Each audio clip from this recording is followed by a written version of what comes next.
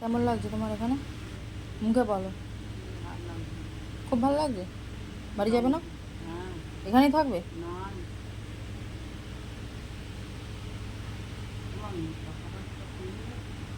হুম,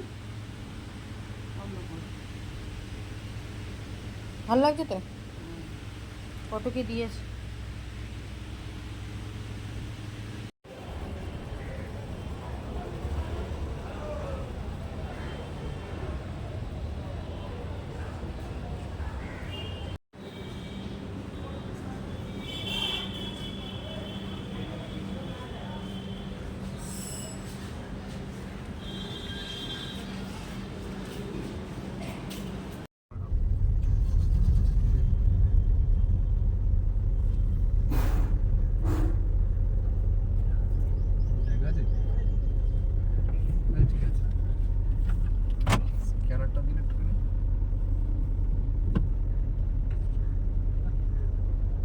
আমি নিজেও জানি না আজকে সারাদিনটা আমি কীভাবে কাটাবো। সবে আমি নার্সিংহোমে এলাম। আজকে 2:30 থেকে মার ওটি আছে। ভীষণ পরিমাণে টেনশন হচ্ছে, এত টেনশন হচ্ছে মুখে বলে বোঝানোর মতো না। ডাক্তার তো ভীষণভাবে আশ্বস্ত করছে যে কোনো অসুবিধা নেই, এটা নর্মাল একটা ওটি, কিন্তু আমাদের কাছে তো আর নর্মাল নয়, যথেষ্ট বড়। তো ভীষণ টেনশানের মধ্যে আছি।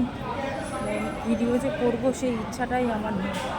চুলটুলের অবস্থাও খারাপ, ঝাঁক করে বেঁধে জামা কাপড়টা পরে এসেছি। এত টেনশান মনে হয় লাইফে কোনোদিনও হয়নি, এত টেনশান হচ্ছে। যথেষ্ট বড়, কেননা ব্রেনের অপারেশান এমনিই যথেষ্ট বড় হয়।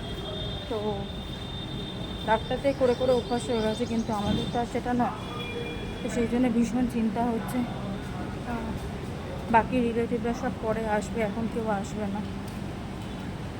তো শুরু হবে 2:30 থেকে, এখন 12টা বাজে, আমি চলে এসেছি। মার কাছে চাই, দেখি মা কী করছে। মানে এত কান্না পাচ্ছে না, চোখে জল ধরে রাখতে পারছি না। এই জাস্ট মায়ের সাথে দেখা হলো।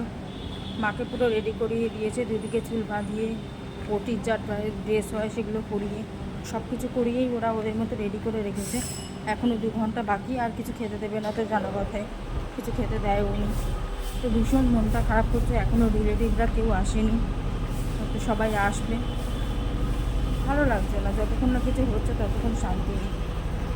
আমার নিজেরও গলব্লাডার স্টোন অপারেশন হয়েছে, তবে সত্যি কথা বলতে এতটা বড় তো নয়, আর এতটা ভয়ও আমি সত্যি কথা বলতে পাইনি।